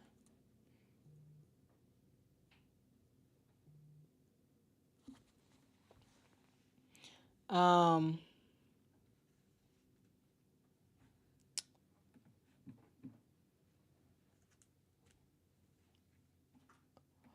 Arletha says, who won the Super Bowl? Oh, Kansas City Chiefs, man. Kansas City Chiefs. All day, every day, okay? Kansas City. Though I will say, man, the Baltimore Ravens, dog. The Baltimore Ravens are a cheat code. Yeah. And the reason why is because one, Lamar Jackson is great. Right? He is dude is fantastic. But you pair up Lamar Jackson with Derrick Henry as the running back. Oh, like the Ravens are like. Did y'all see the Pittsburgh Steelers versus Ravens game? Like, I mean, yes, the Steelers ended up making it a respectable game, but like, it's just a cheat code. Cause Lamar can run, Derrick Henry can run, and then Lamar can run, stall, and then throw. Right? It's crazy, crazy. Like man. Like them Ravens, man. I if it's not the Chiefs, it's gonna be the Ravens. One or the other. One or the other. Okay.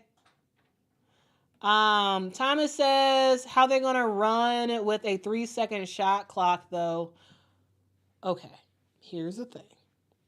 I don't know where this came from, but I have seen it on social media circulating about that people are saying that there's a 3-second shot clock for Unrivaled.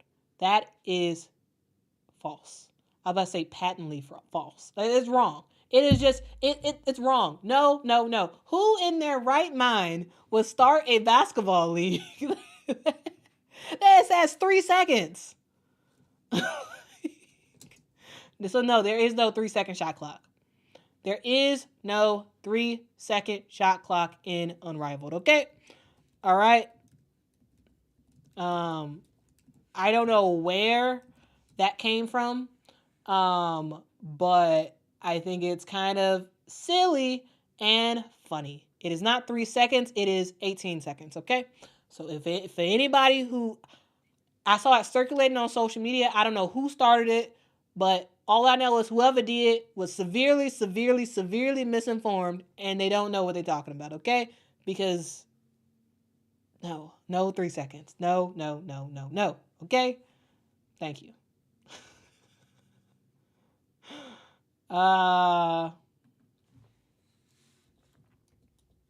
So yeah, sometimes it's kind of funny to see what happens on what pops up on Oh, Tokyo says I bumped into Reeves. Oh yeah, I feel like I read that, but yeah, absolutely. Yeah, you bumped into Cheryl Reeve after they lost, and you felt bad for Cheryl. Yeah, I always think it's kind of odd. I always feel like it's probably odd when you go into a town and you lose, and then you're like hanging out around the town, and like people see you, and you're like, oh no, hopefully nobody recognizes me because we just lost, you know. So yeah. But Tokyo also agrees that Lamar and Derrick Henry is scary. Facts, man, facts. Like them two, it's scary times. And like, the Chiefs got some good defense, but like, how can you handle Derrick Henry and Lamar Jackson? Like, you can't really handle them. Like, they just can't really be contained. It's about hoping that they make mistakes, cause them two, oh, they fire, man, they fire.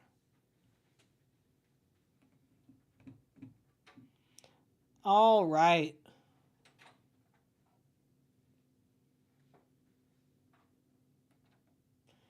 Yeah, I don't know why people believe that. Like, I don't know who in their right mind would believe that. Like, how could you do full court? Of course, it's not a regular like it's not a WNBA regulation full court. It's a smaller full court. But like, how could you do full court and have a 3-second shot clock? Like, it just doesn't make any sense. So like, I don't understand why anybody really believed that to begin with. But like, I saw it. I feel like I saw it like a day or so ago. I was like, and I was just like, what? Who believes this? Why is this a thing? It was just kind of funny. Like, what? Like, yeah, it's kind of funny. Anyway.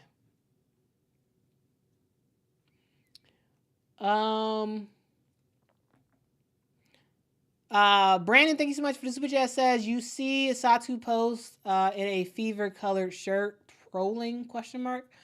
I didn't see it. No, I didn't see it. But also, like, that the fever colors is blue and red, which are like very standard colors of shirts that people wear. So like, I don't think I didn't see it, but like, I don't know if you could really read that much into something if somebody just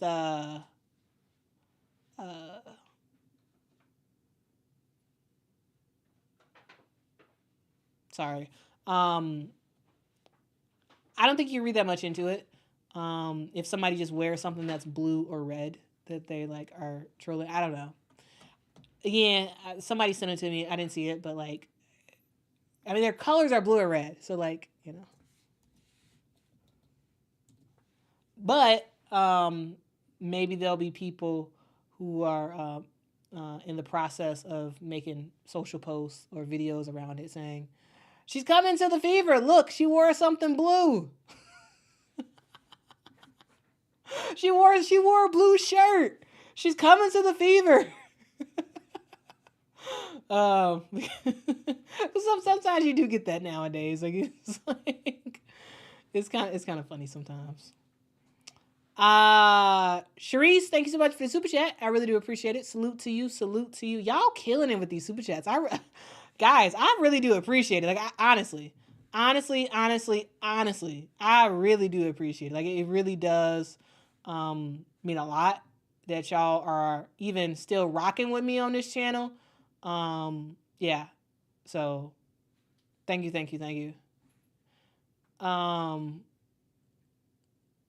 Yeah, thank you so much for your support. Thank you.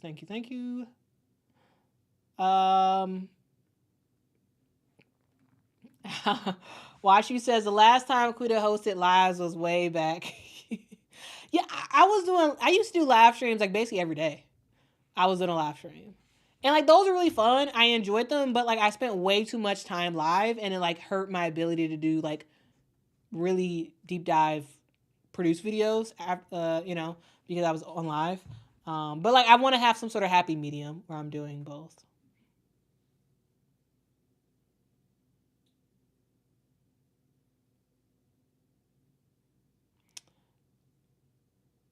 All right. Well, Jeremy says, Quita, will you also watch AU hoops as well? Yes, I will. And yes, I will make videos about AU. So if you don't know what AU is Athletes Unlimited. It was created several years back. It really was the American off-season alternative that people can do. Instead of going overseas, you could absolutely stay in America and play in Athletes Unlimited. There's lots of players in the W who play in Athletes Unlimited. And now with Unrivaled, I feel like a lot of people have totally forgotten about Athletes Unlimited, but it's still a thing. We got Alyssa Peely playing in that. Oh my goodness. I'm blanking out on names. The face of the league, Sydney Colson, is playing in that. We also saw that. I'm not even gonna start going down the names. I'm blanking. The one that was at the player that was at Syracuse, and she got drafted to the WNBA. Didn't make the roster, but was huge. Like the number 2 scorer in NCAA history. Oh my goodness. How am I blanking on her name? Oh my goodness, that is so embarrassing. That I can't even. Her coach was Felicia Leggett Jack of Syracuse. Deasia Fair. I was like sometimes I feel like sometimes I have too much in my head. Like I intake so much random information around women's basketball that sometimes like I just can't think. I'm like I can't even think of who I'm talking about, but like I see the person's face in my head, but I can't think of the name. Anyway, I will have videos around Athletes Unlimited, so you all can look to expect that on this channel. So yeah, you can expect that content. So yes, we'll have Unrivaled content. We'll have Athletes Unlimited content, and don't forget we do have the NCAA season happening right now, and that content will be happening as well. So lots of content over here. Okay, trying to do around 1 to 2 videos a day. Really trying to help newer fans kind of get acclimated to what's going on with the world of women's basketball. What they need to know, what's pertinent information, what's lies, like what's true. Like I'm trying to help people understand what's going on. Of course, I'm not perfect, and of course, I can't make videos about everything. But I would love to. That would be my desire to eventually do that. All right. Some more super chats. Shout out to Mandy for the super chat. Says super chats for a Letterman jacket fun. I appreciate it. I appreciate it. Thank you so much, Dee Dee in Tennessee, for the super chat. Says, hey, Quita, just wanted to say thank you for all you do. Your star is rising, and I love it. Have a good night. Salute, salute, salute, Dee Dee in Tennessee. You have a good night as well. I will be hopping off here pretty soon, but I really do appreciate y'all support. Yeah, man, dude, this is fun, man. Like, women's basketball is an awesome place, and regardless of if it's 10 people on here, 50 people, 100, 200, it doesn't matter. I appreciate talking to y'all. I appreciate every single one of y'all who be rocking with me in these chats, in these YouTube streets. I appreciate you. Because these YouTube streets are wild, man. They are wild, and sometimes you just need an awesome person of the internet in your corner, and I appreciate y'all for being that for me. Okay? Thank you, thank you, thank you. Thank you so much, Tony, for the super chat. Really do appreciate that. Salute to you. It looks like you have a photo of someone running in your profile. In your profile pic. Looks like you are I think you said women in sport on your profile pic. Appreciate the support. Thank you so much, Chris, for the super chat. It says, love your vibe and keep up the good work. As I am typing this, I see Dee Dee being amazing too. Shout out to all. Went away. Shout out to all the women's basketball creators. Yes, yes, yes. Shout out, shout out, shout out. So here's the thing, guys. And thank you again, Chris, for your super chat. And thank you to everybody who's given a super chat today. Like, this is wild. Thank you, thank you, thank you.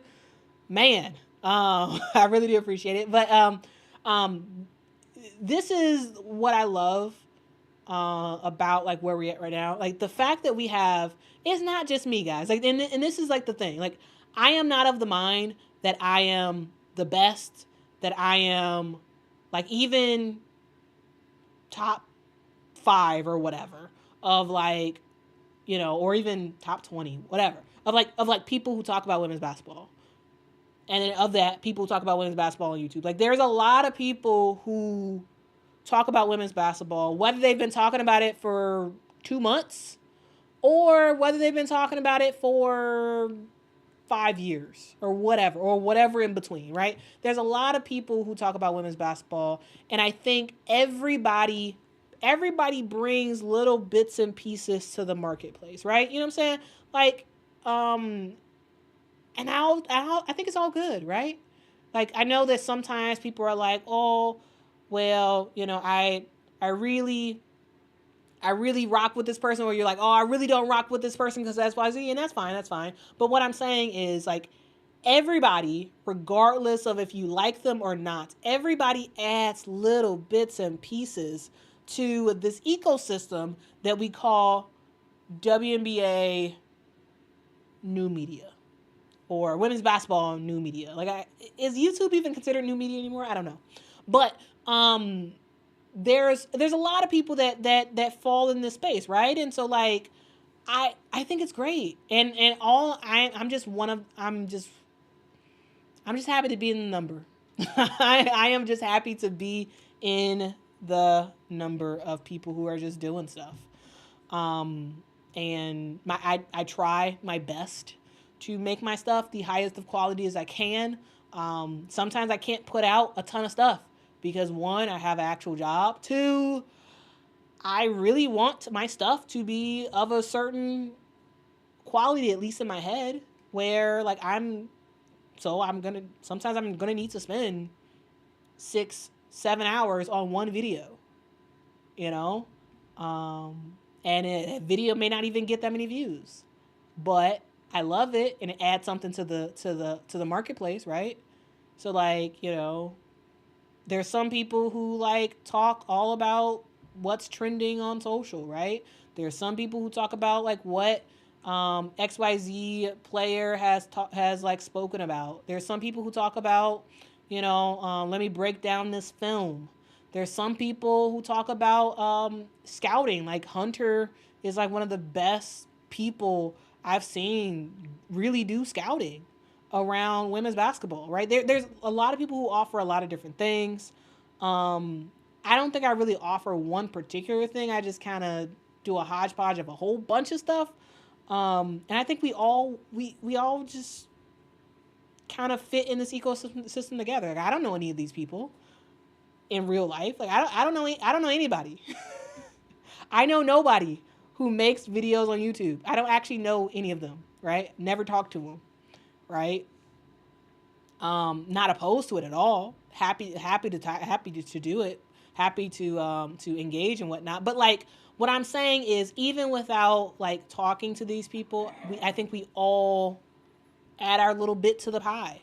And then you all, as the viewers, you all, this is YouTube. You all are like, you're deciding what you're tuning into, and you decide what you want to rock with. And maybe it's multiple people, maybe it's just one person, like whatever it is.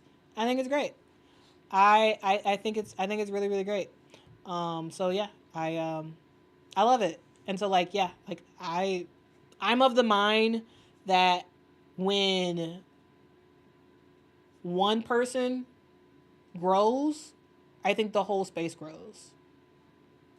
In a similar way to like the WNBA, right? Like, rising tides lift all boats, right? So like, regardless of if it's me that's getting a lot of views or if it's somebody else, ultimately my goal, the reason why I got this channel is to elevate the game of women's basketball. So whether that's me doing that, whether that's somebody else with the numbers, it doesn't matter to me.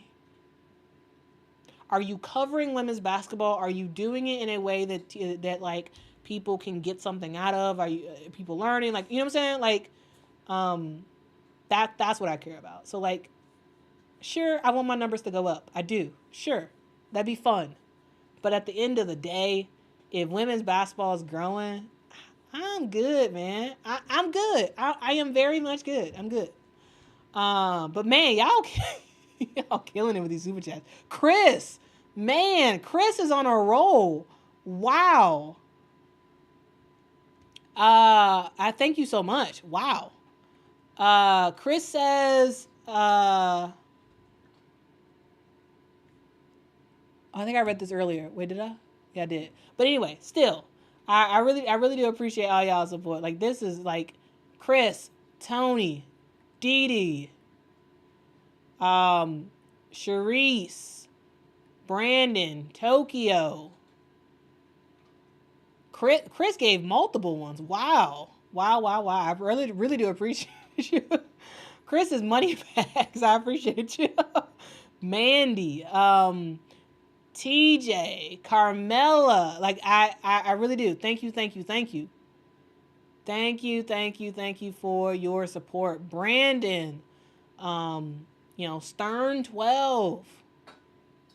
Yeah, seriously, salute to y'all. But like, truly, like,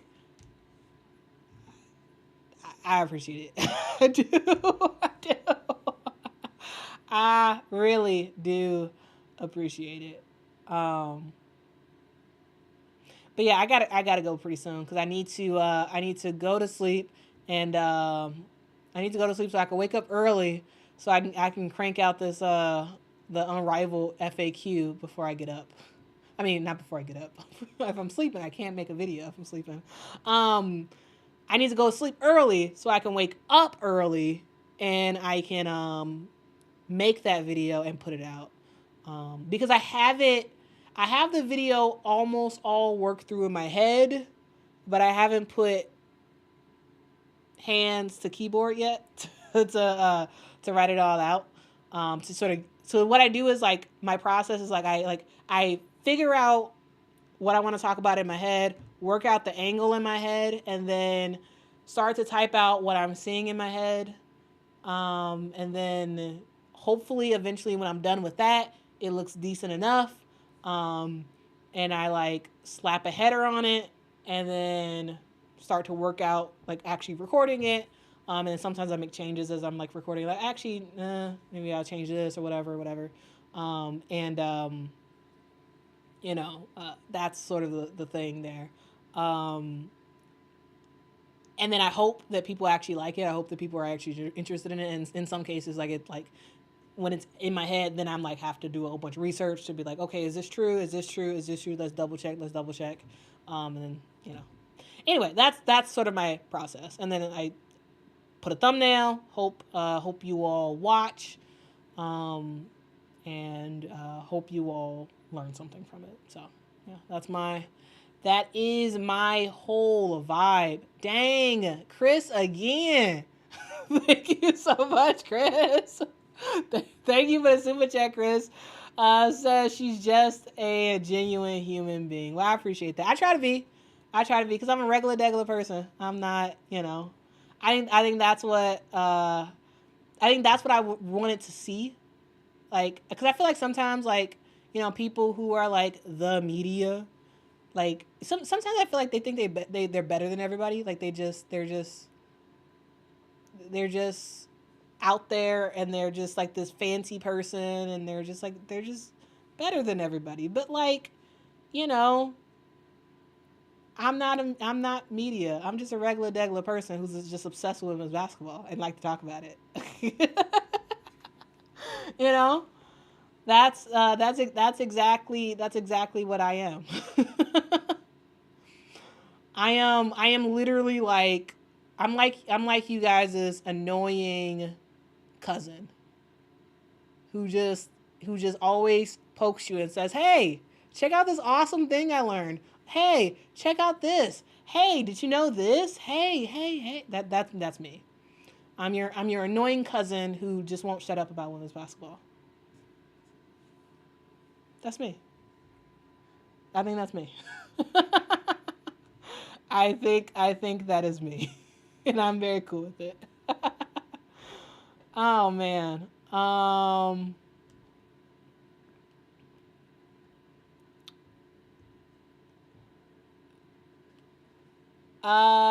Ant says, Quita, want to thank you for streaming the Sky Games on your phone when Angel first won the W. They didn't show our games. Appreciate it. Well, I'm at all the Sky Games, so hey, I might as well. Minus well. Do some live streams from it. Mandy, thanks so much for super chat. Says, jacket time. I guess it is jacket time. I guess it is. Yeah. I guess it is. Oh my. Wow. That's, first of all, I'm really sorry for your loss. Really, really sorry. But I'm really happy that this stream helped lift up your spirits. Like seriously, like that's awesome. Yeah, like I hope that when you all watch my videos, when you all like hang out with the awesome people of the internet, when we all hang out together, that like you all do have a great experience and you are smiling, you're laughing, you're having a good time. And again, I'm really sorry for your loss, Carmela. And I'm happy that this stream and the awesome people of the internet were able to kind of lift your spirits there.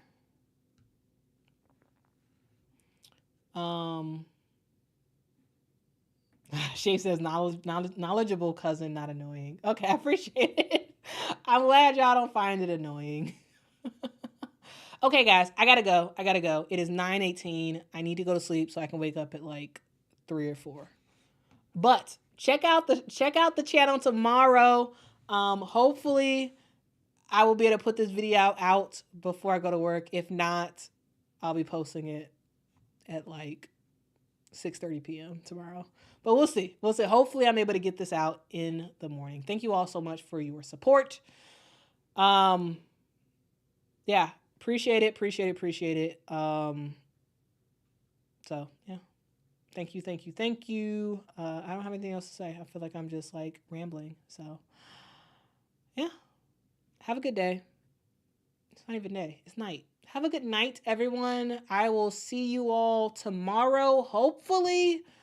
Make sure to tune in this channel. We may be doing a live stream tomorrow. For sure live stream on Friday. For sure live stream on Friday. Yep. Mandy says you post so many videos and have a job. Yeah. Yeah. So like guys, when I'm posting videos during the day, like for the most part, almost all of those videos I recorded in the morning for the most part. Like I record in the morning, I edit in the morning, and I like schedule throughout the day. There are some times where like breaking news happens where I'm like, okay, I just got on lunch break and I can like, oh, y'all see Mr. President? Y'all see Mr. President right there? I don't think Ice is in the chat, but Ice is a big Princess and Mr. President fan. But anyway, yeah, I actually do have a job, and that's why I don't post. I feel like I post a lot of videos, but I don't post as much as I would if I didn't have a job. but yeah, so like I have like a regular 9 to 5, and so like I do that. But outside of the hours of 9 to 5, I'm watching games, making videos. That's why I don't really do anything other than work and then work on this. And then go to sleep. And then hang out with my dogs. But yeah. So maybe one day, eventually, years down the line, this will be a full-time thing. Probably not. I don't know. I don't know if it'll ever like. I don't know. We'll see. I don't know if there's a real market for this full-time. In the way that I would want to do it, but we'll see. We will see. All right, guys, I gotta go. But again, check out my channel tomorrow. Hopefully, I will have a very in-depth video first thing in the morning around all you need to know about Unrivaled. So hopefully you all watch. If not, that's okay. But hopefully you do. Hopefully you do. And I will see y'all in the next one. Have a good night, guys. Love y'all. And yeah, rock out. Deuces.